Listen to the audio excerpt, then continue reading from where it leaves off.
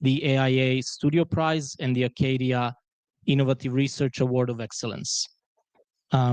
He has authored several books on AI and architecture, such as Neural Architecture, Diffusions, Machine Hallucinations, and Artificial Intelligence and Architecture. Currently, Matias's work is on display at the Maxi Museum in Rome, in Italy. Please welcome Matias. Thank you.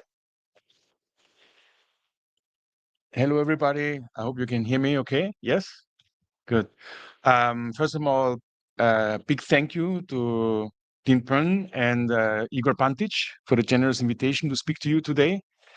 Igor did an amazing, generous introduction of who I am, and I hope this was informative for you.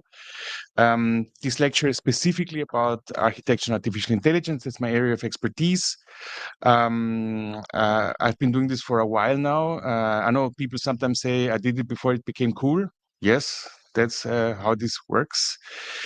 So just quickly, in generally speaking, the lecture is about architecture and artificial intelligence, more specifically about a variety of different factors that are influential for the work we do as architects. First of all, I would like to ask a simple question. What is artificial intelligence? There's a lot of talk about what it means, what it can do. A lot of that, I think, is more rumor than reality. So let's break it down a little bit. Basically speaking, there is nothing such as only AI. It's a variety of different models, ideas, concepts that are getting subsumized under the term artificial intelligence. Yeah. And there are certain families like machine learning, natural language processing, speech processing, and vision, like image processing, things we have seen already in action a lot. The author Pedro Domingos identifies 5 specific tribes, calls them, of AI research. One is symbolism, connectionism, evolutionary algorithms, Bayesian algorithms, and analogizers. Funny enough, there has been already work done in architecture with some of the things before. So it didn't start 2 years ago. If you think, for example, about Carl Chu, he was using genetic algorithms already in the 90s, which is part of the AI universe, I would say. Most famously at the moment is probably connectionism. You have seen a lot of the things in action in everyday use. Yeah.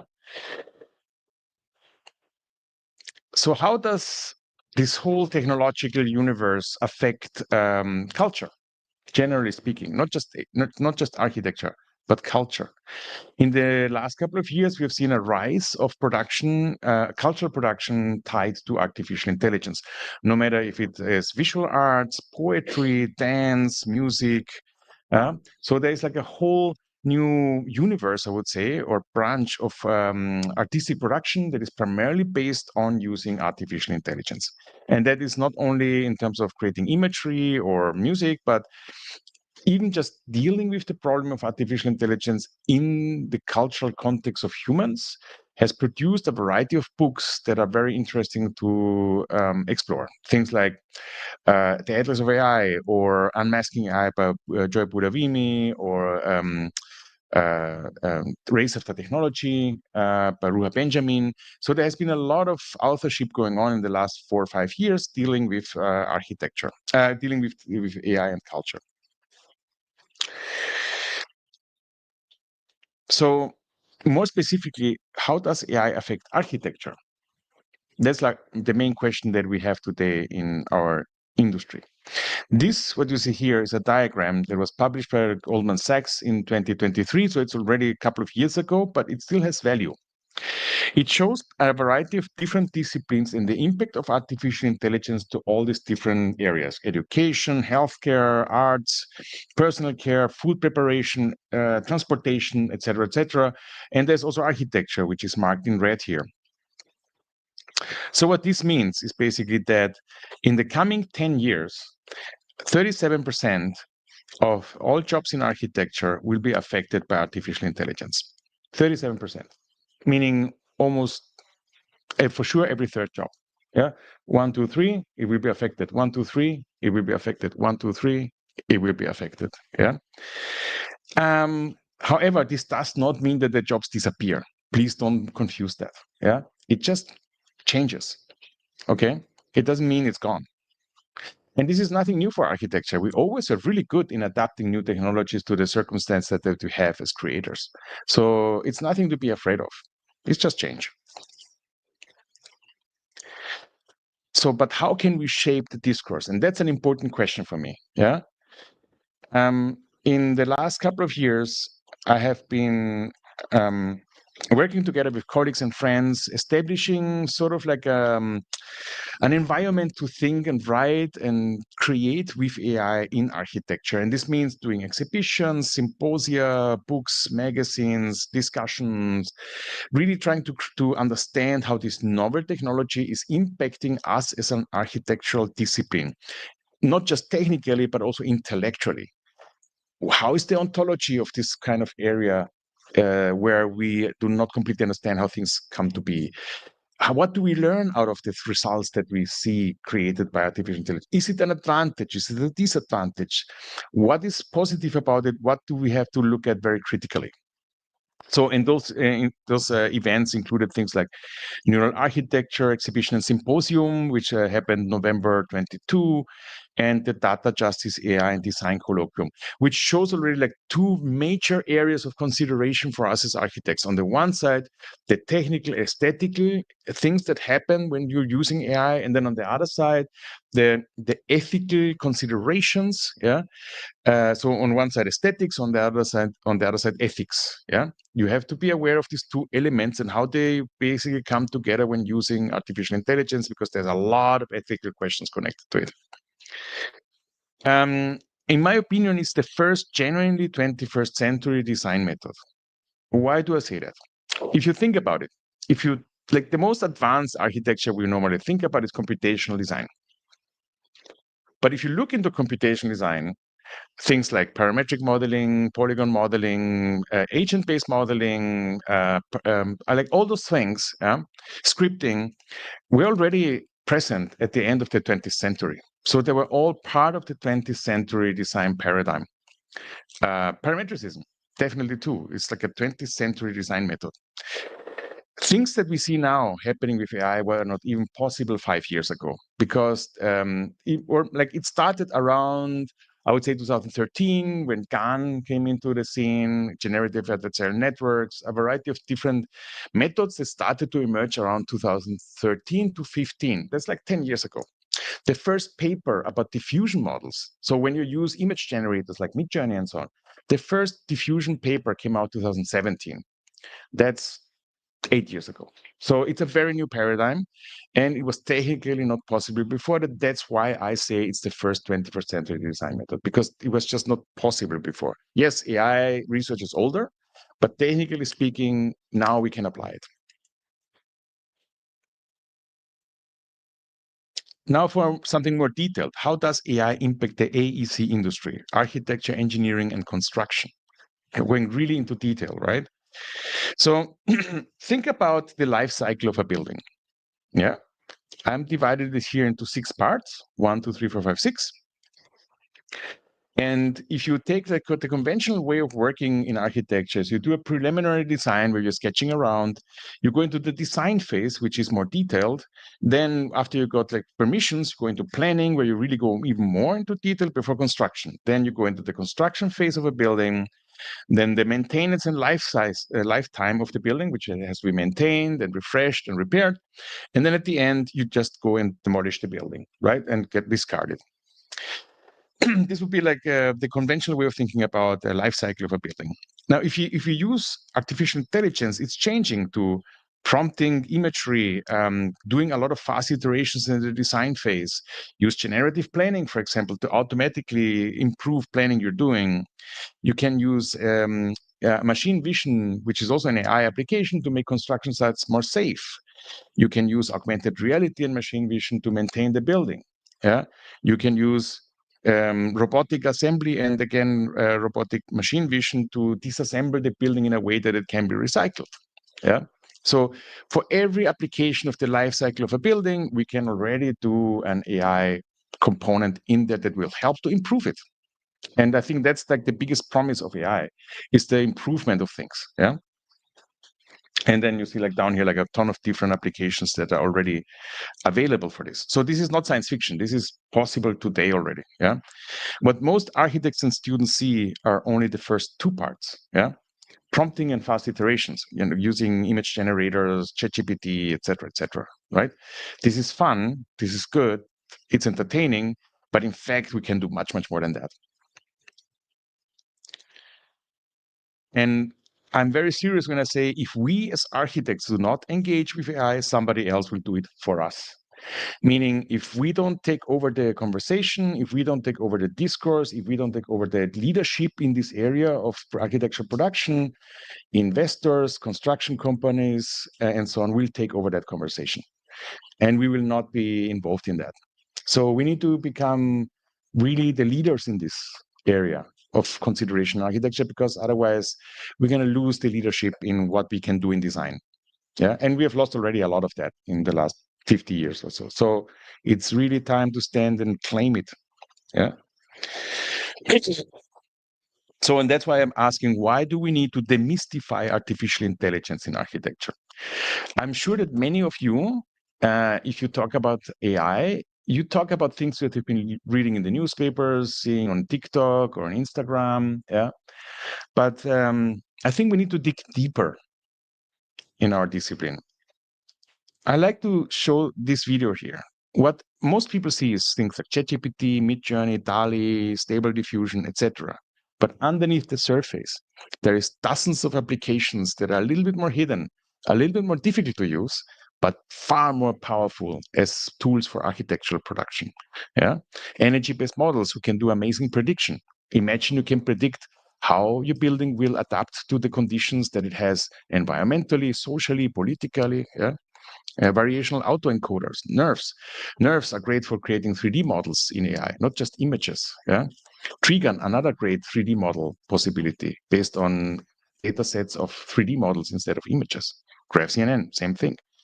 Feature detection. Yeah, imagine you just can take a picture of a building and you can immediately figure out how much glass is on that facade. Yeah, square meters. So you can actually go ahead and make better calculations about energy consumption and so on. So there's a lot of interesting things down there that just need a little bit more digging. Now, intellectually speaking, on a more theoretical side, there are very interesting things going on with AI that have to do with the way they're built. AI models are based on what we understand about our own cognition as humans. Yeah. So a neuroscientist figures out, how do we dream? Or how do we hallucinate? Yeah. Or how do we see something? How does that work in our brain? Yeah. Once a neuroscientist understands how vision works, how dreaming works, how hallucination works, you can put that into a mathematical formula, and that math can be converted into an AI model. So that's how we create AI. Yeah. However, very often there's this question: is AI creative? AI cannot be creative in itself because we don't know from the neuroscience point of view how creativity works. So as long as we don't understand that, we cannot make it artificial, thus no artificial creativity. And there's a lot, this would be an lecture on its own. I'm going to spare you that, but it's a very interesting area of interrogation. Either way, the idea of estrangement and inference is something that I think is very valuable for what we do in architecture. If you look at in these videos, you recognize features as an architect. Oh, there's windows, there's like pitched roofs, there's like vertical lines that could be windows, horizontal lines that could be mullions. Yeah, but none of those is perfect. None of those is precise. That's what makes it interesting for me. It leaves space for interpretation. You can take this as a designer and it can inform your designs. It doesn't make the design for you. It just informs the design you're doing. It can be an inspiration machine, if you like. Yeah. So this element of estrangement, the possibility for us to recognize something that is familiar enough for us to recognize it as a building, for example, but strange enough to provoke us to do something new, I think that's interesting. Just quickly, this is a quick show how these diffusion models, these image generators actually work. You take data, you see that on the top here, and then you add noise to it. You add noise until you have just random noise. And then these diffusion models, they can basically start to denoise that completely random noise, denoise it, to inform it with something that you prompted. For example, in this case, I have a data set which contains maybe Corbusier buildings or whatever. And then my prompt was create a brutalist alpine villa. Yeah. And then it starts to optimize towards that goal until it creates an image that could be interpreted as a brutalist villa in the Alps. This is a simplification, yeah, but that's fairly what it does. So it denoises, it adds noise, and then it starts to denoise to create this here. Yeah, every pixel is a moment of information here that needs to be ordered to become this new image, organized. This part of the lecture was mentioning also the latent space, which I think is very exciting thing.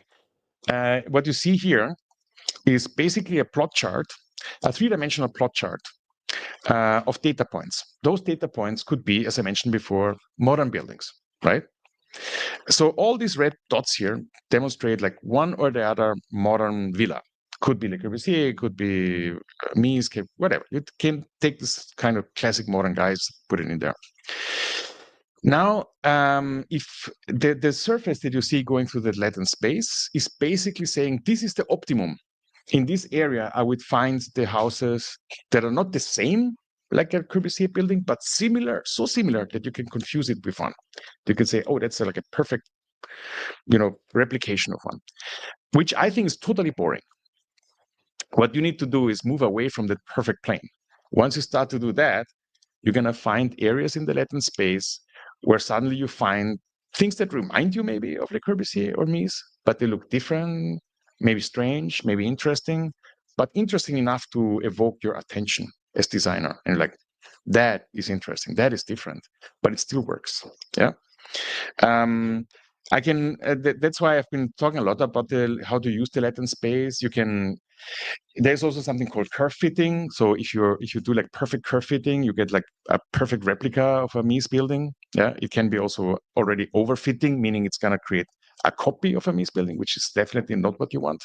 Yeah, but if you start to manipulate that space in interesting ways, it can produce elements that are exotic, different, provocative, still functional, still somehow modern, but strange enough to evoke your attention as viewer. The same with defamiliarization. That's a concept that comes from art history. Viktor Shklovsky, a famous formalist from Russia, wrote a paper in 1917, Art as Technique, where he discussed the concept of defamiliarization. And it's the same thing I was mentioning before.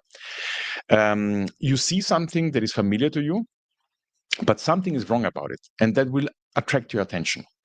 For example, Graham Harman writes about this in his book, what's it called again? Graham Harman, Lovecraft and Philosophy.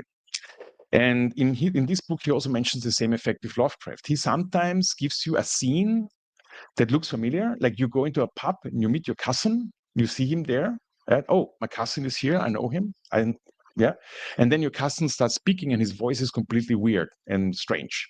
So something is strange here, and that evokes your attention. It's similar with this here. Left side, that's a data set of brutalist high-risers creating a latent walk in Stylegun 2. And you still can recognize the features of a fairly common brutalist high-rise building. Kind of boring, but what's happening on the right side? Okay, this is where things get interesting.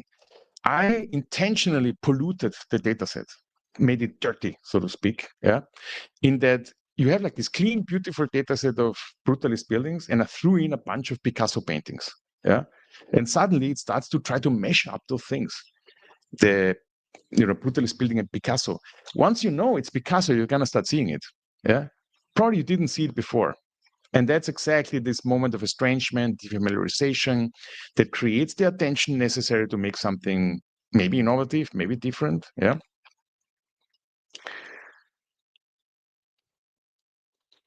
To a more ethical consideration here, classification and violence. It's an important topic to understand it. So if you look at this graph here, it tells you how much in the largest data set in the world used for image generation comes from every country. Yeah.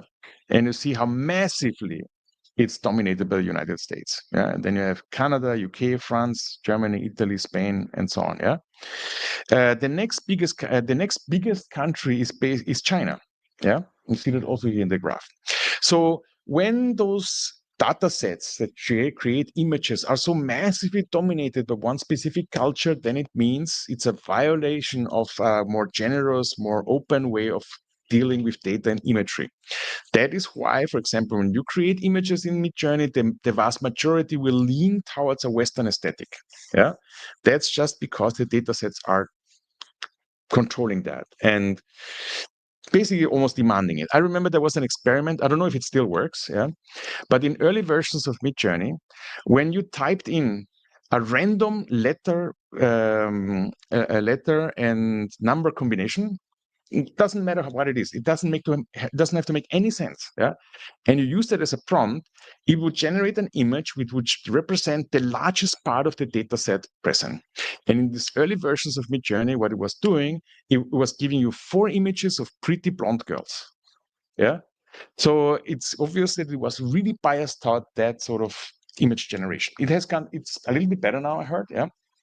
But it was really interesting to see how cultural biases are extremely embedded in creating AI based on the data sets used. So this is also one thing that I highly criticize with architecture. Architects are profoundly lazy in creating data sets or creating annotated data, generally speaking. That's why we as a discipline are like so much behind in really creating innovative, interesting ways of using AI. It's because the basics of understanding how the mechanisms behind AI work is very minimal at the moment, that kind of knowledge. Yeah.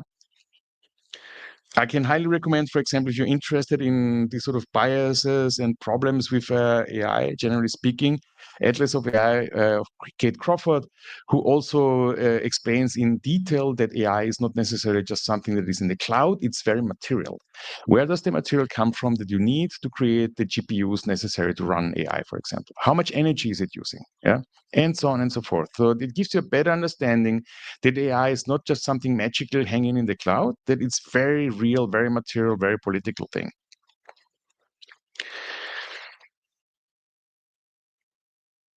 Talking about training sets, Sandra and I, we were very lucky that we were introduced to very interesting people in Michigan working on AI. Particularly, we were collaborating with the robotics department in Michigan, who are specialists in machine vision.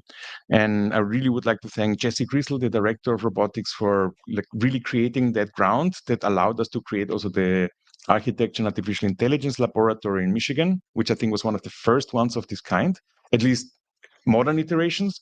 I think that there was historically in the 70s, there were already some AI and architecture attempts, but they were didn't go very far. So in this like modern day of AI usage, I think it was the first lab of this kind. And it was a profoundly interdisciplinary lab. So I would like also to say that architects have sometimes the tendency to think they can do everything, which is not true.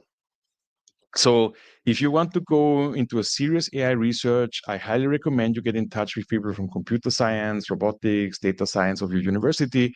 Talk to them. They just know much better how to do these things. But I notice one thing. If you find people that are open in these areas, they will listen to you, because one thing that architects can do profoundly well is synthesize different things together to create an idea that is very useful. And in very often in computer science research, they're so focused on the basic research that they don't see how to apply it. Yeah. So this is a very mutually interesting relationship. Yeah.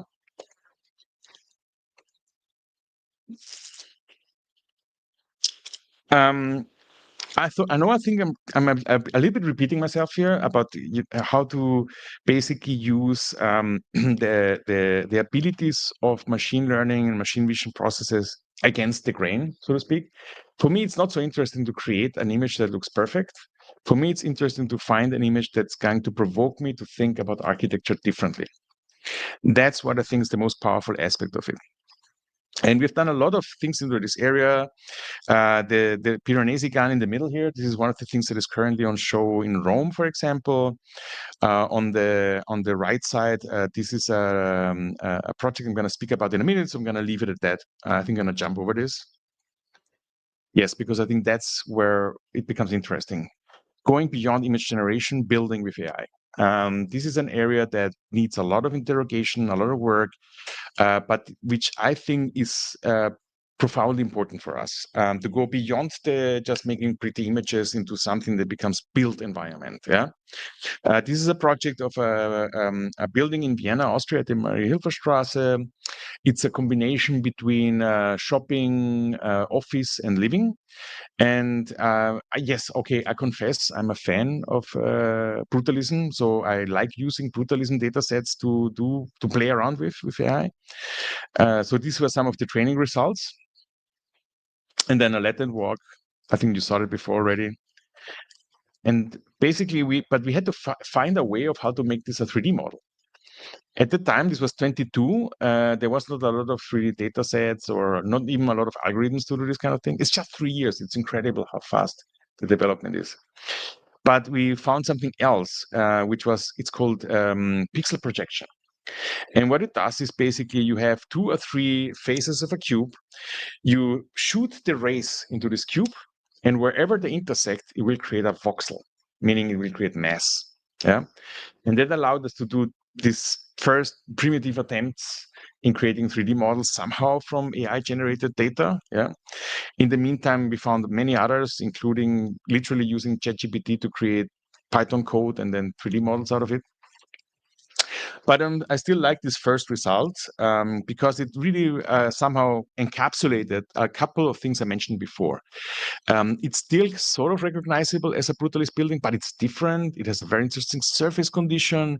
It created a lot of the interior, but not everything. So it's like playing ping pong with a machine. Yeah, this back and forth between things that the machine can give us and the human ingenuity to make it something that works. This is a good visualization. Everything that you still see here pulled out of the building, we had to basically manually 3D model, yeah, to make it a working project. But there's still enough of what AI generated to make it a strange combination between human intuition and ingenuity versus machine-driven estranged object, I would say. And this went even a little bit further.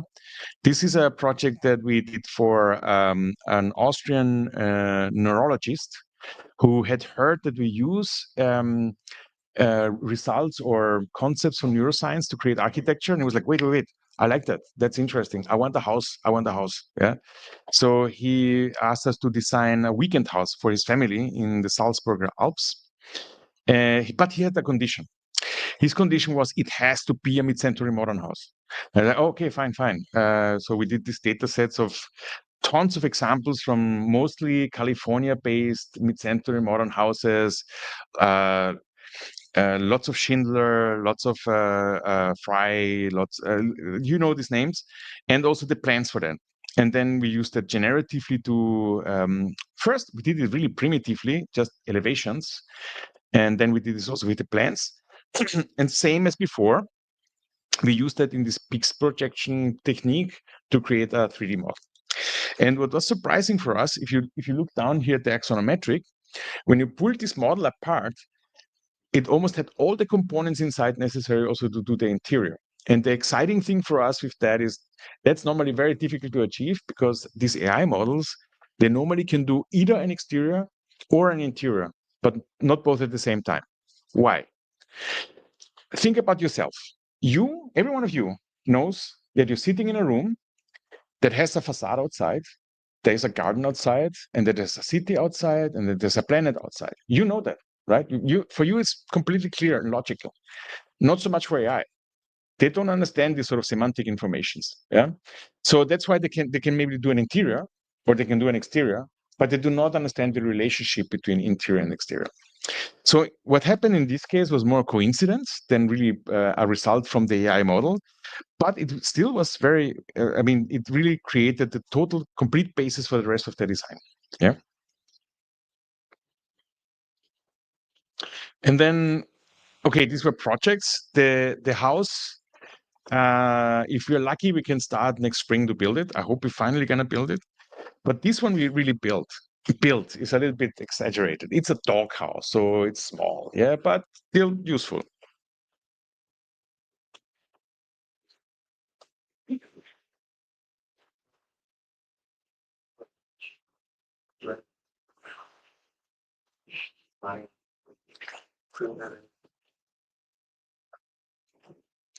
So it's populated by robot dogs.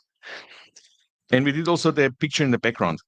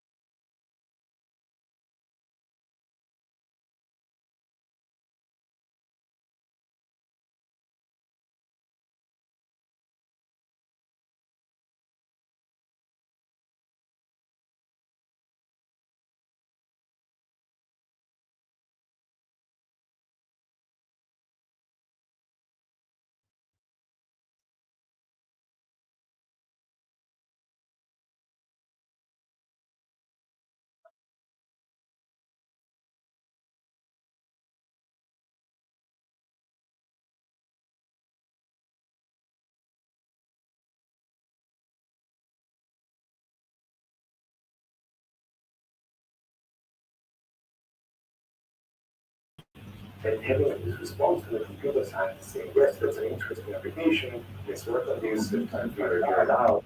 It's a very interesting experience for me. I was like this, so it's very work, but it has really most of the direct line on the that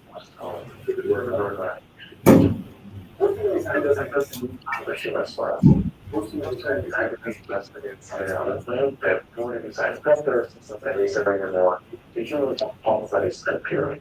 So I write the different players contribute to this. And there's a lot of the well with AI. So certain ideas and implement them with this. One comment that I heard was that the future looks like the thinking from this stuff. Because when it comes closer, you start to notice its combinational origins. Generally speaking, the innovation for us is this combination between chemical techniques between AI bringing along and bringing the art to architecture. And we're interested in the topic of making combinations that also are part of it. And we hope that this is also going to be able to take a one-on-one towards those ideas and researchers and hopefully continue to gain quite a lot of. So actually, one of the things also about this model, which is fun for me, is we did not change a lot of the result we got out of Midjourney in terms of the sections and elevations. And Midjourney does not understand semantically what a section is or what a plan is. Yeah, so it does not know this is a toilet, this is a living room, this is a sleeping room. It just doesn't get it. Yeah, so it will generate something that looks like a plan or a section. That kind of works, but when you really put it together, you notice, oh, there's rooms without doors, and those staircases are going nowhere. So there's like all these sort of strange things here. We built all of that in the model because we wanted to show the result you're getting out of it. It's a form of criticism at the same time. It's not just a praise for wow, how great AI is.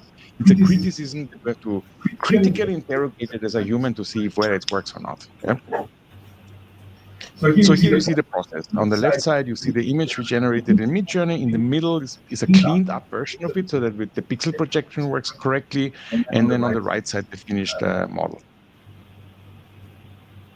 And this is the one file of the fabrication. So it was divided very. We kept it very simple in terms of fabrication. It's just layers that are cut and then glued together. Not a highly sophisticated method, but enough to show the effects that we wanted to show.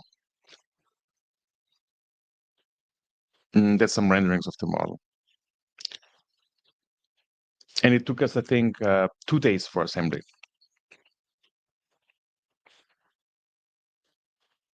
With a lot of breaks. No stress. Just slowly. And this was the day of the opening. The dogs were super popular with kids. Like all the children were like, "Ah, look, a little robot dog," and we're going to play with them. They didn't work after the show anymore because the little children played a bit too much, I think, with those robots. But that's fine. That's what they're there for. All right. And this is the current exhibition in Rome. On the left side, you see the mosaic, which was also seen in the MAC before in the background. So the MAC actually borrowed this to the Maxi for the show. This is the most recent project we made. It was based on a very old, these images were created with, I think, one of the first versions of Midjourney. And then we basically translated that into this textile / steel construction for this exhibition this exhibition is basically celebrating artificial intelligence and creativity.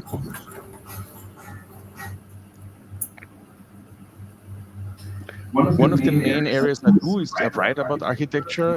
For me, it's important not only to create imagery or models or buildings, but basically also understanding the intellectual ground where all of this is walking. How can we position that in the history of architectural production? What does it mean for us to work with these novel tools? How can I try to proliferate maybe more a specific form of knowledge around it?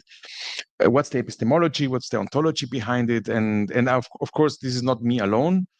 Some of those are written by me alone, but mostly it's a collaborative work with a lot of different people, including Igor. Thank you very much.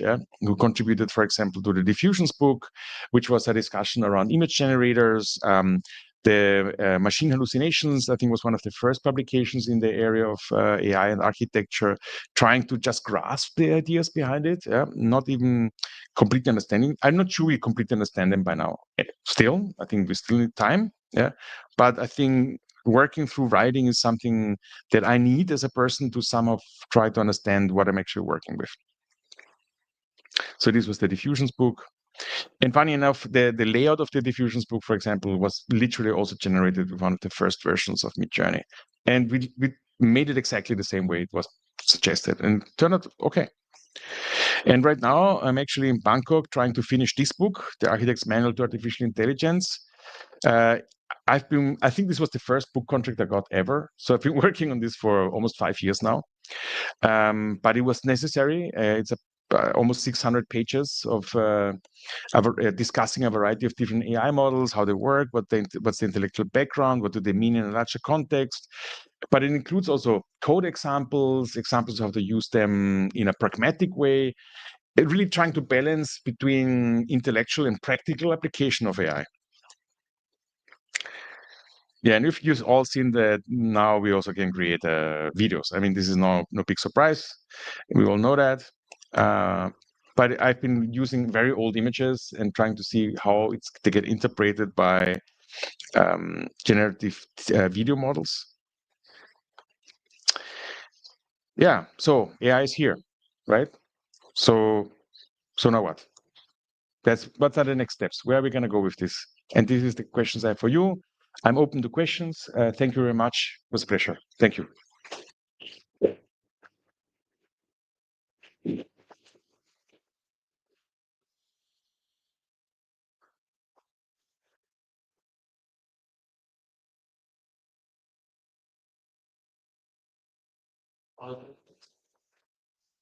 Thank you, Matthias, for a fantastic lecture.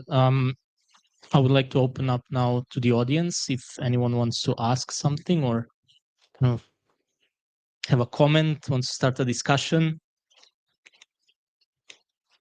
Sorry, it went a bit longer than I thought. Or do we have any questions online? Okay. All right. So if there are no questions, maybe just a quick one from me. What would be your answer to the last question that you posed? So now what?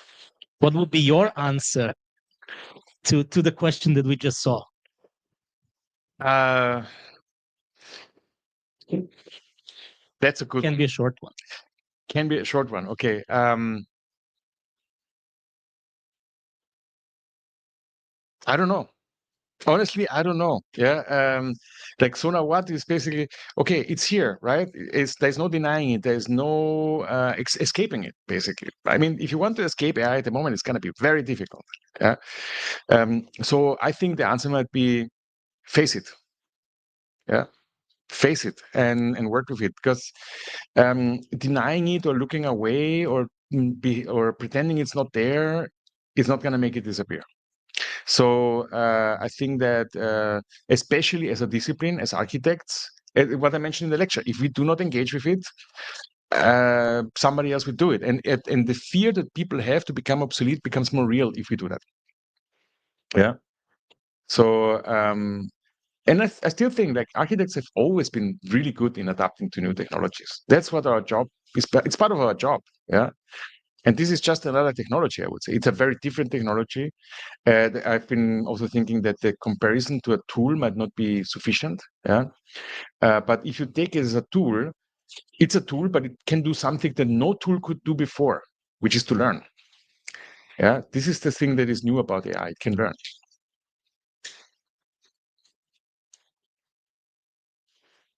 You think AI make architects' life easier or more difficult?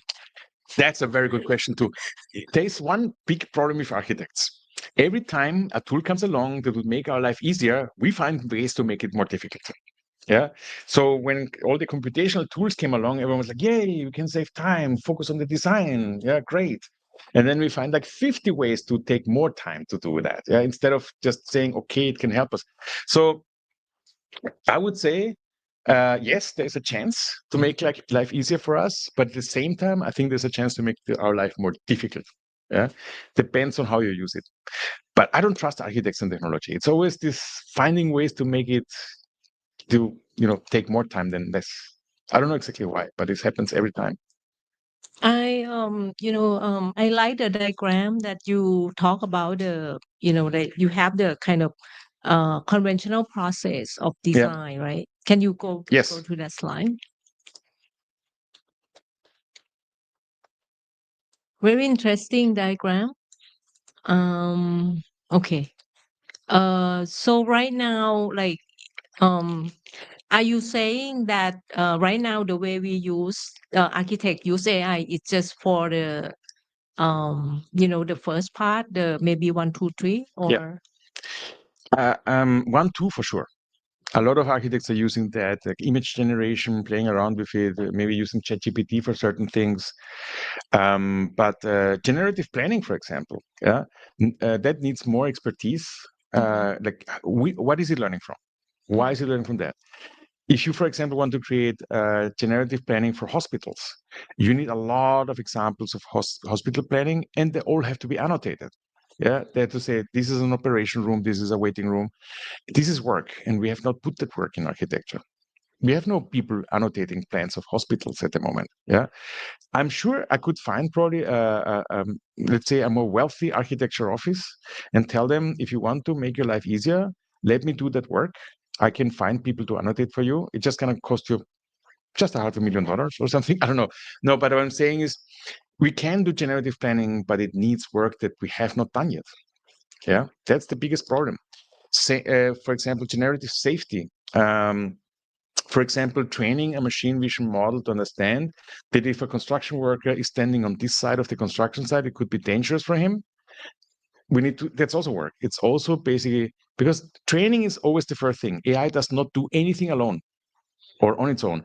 You have to first train it. You have to first make it understand the reason this person standing there is dangerous is because this, and then it learns it. Yeah. Next time it can do it on its own, but first it needs to be trained. So you are saying right now, there is no AI that can kind of truly understand the image that it generates. Well, for certain things, yes. So, for example, if you take automated cars, they do understand that's a car, that's a pedestrian, that's the sidewalk, that's the middle line. Yeah. So, because it's trained on that. Okay. Yeah. But in terms of reading the plan, reading the space, no. Not yet. I mean, I've been working with my AI lab for 4 years now on that, and we're still not really there. It's just it works. So we get it to work. So we have automatically generated plans, but there's still too many errors. So you still have to go back and say, this error happens because of this, change the code, change the training, change the data. Yeah, it's a learning process. There's also, for example, a lot of people think that AI is going like super fast at the moment. There's so much going on. This is only true for things like image generators and large language models, because the public sees that and there's more companies willing to put more money into that development. But at the same time, AI is also going very slow. When it's about things like this, very specialized applications, planning, security, maintenance, recycling of buildings, this is going slow because the public doesn't see that. Thus, there's less money to do that research. Okay, thank you. Yeah. Yes. Okay. Yeah. Thank you for the very nice lecture and updating us on AI. I think my question is maybe slightly similar than from Ajahn Pung. We hear a lot about super intelligence in AI and how fast AI is moving forward and how fast it is going to start to replace humans, jobs, etc. But the way that we actually look at architecture, these are infant steps, or these are steps where I don't yet see, for example, that we could say that the architecture is going to be better. There is no comparison or there is no judgment whatsoever. It's more like exploration and so on. So what do you think? How long is that going to take? Or what do you think? What is the difficulty there that we don't have that? Is it the nature of us being designers and not always following the rule? Or is it just that maybe we have to change the way that we think and look at things? I mean,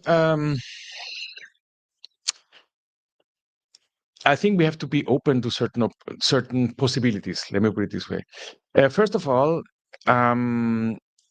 the reason, for example, why those things that you mentioned are not there yet is because it's a very new development. And if you think about it, yes, okay, AI research has been out there since the 1950s, but technically speaking, starting 2022 is when things started to become interesting and also more publicly visible.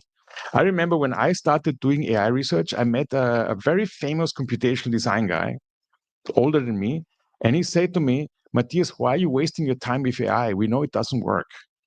Yeah, that was like 5 years ago. He came to me last year and told me, Matthias, you were right. Yeah.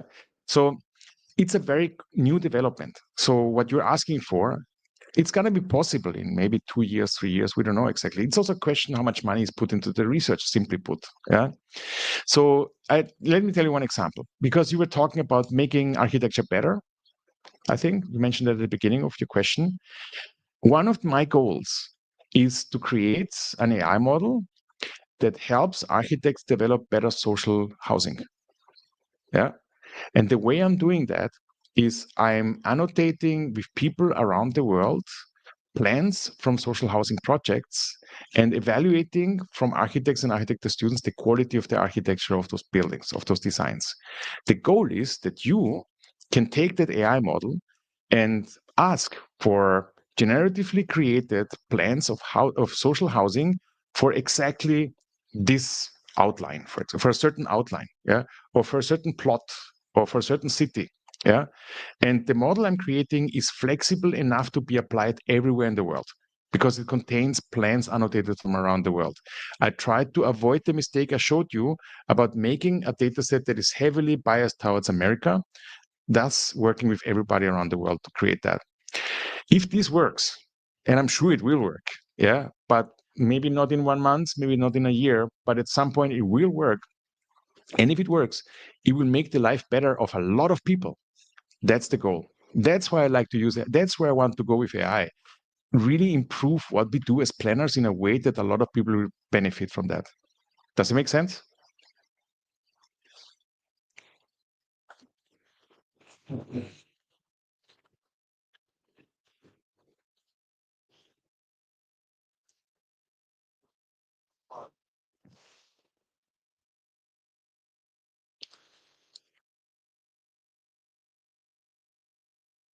Yeah, I understand you, but the only way to catch up is to run faster.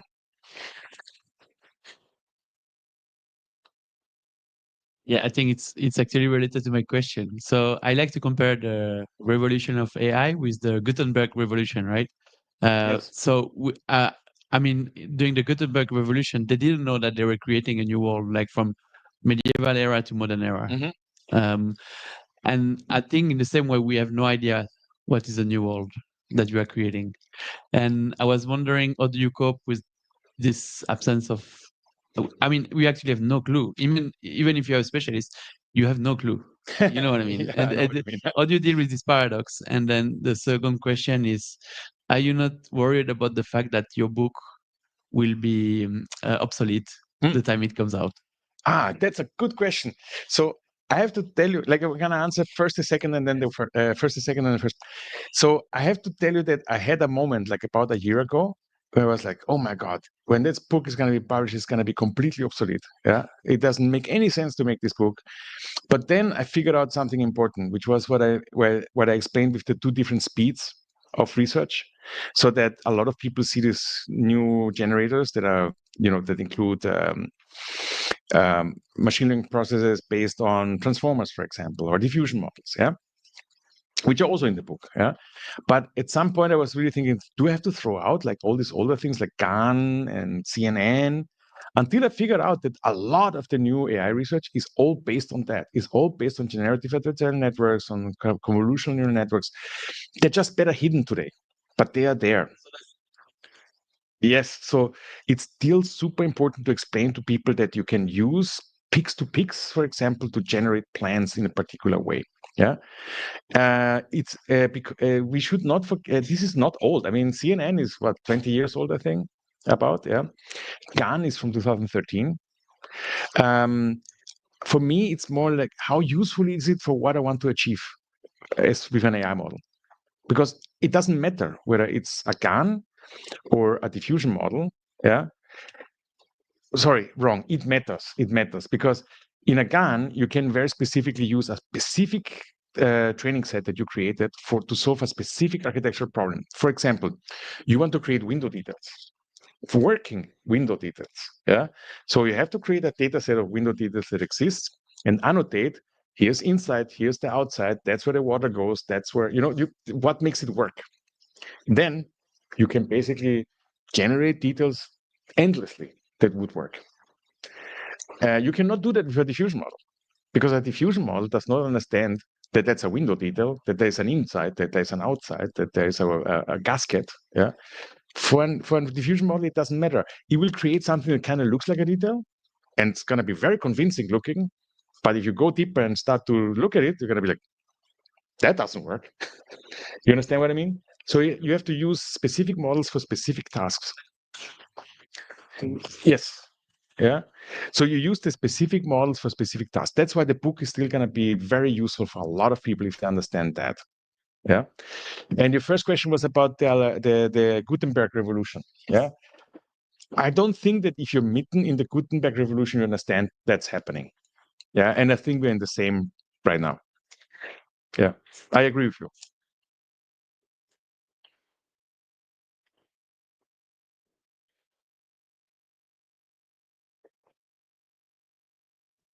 All right. So if we don't have any more questions, one more. Okay. Last one.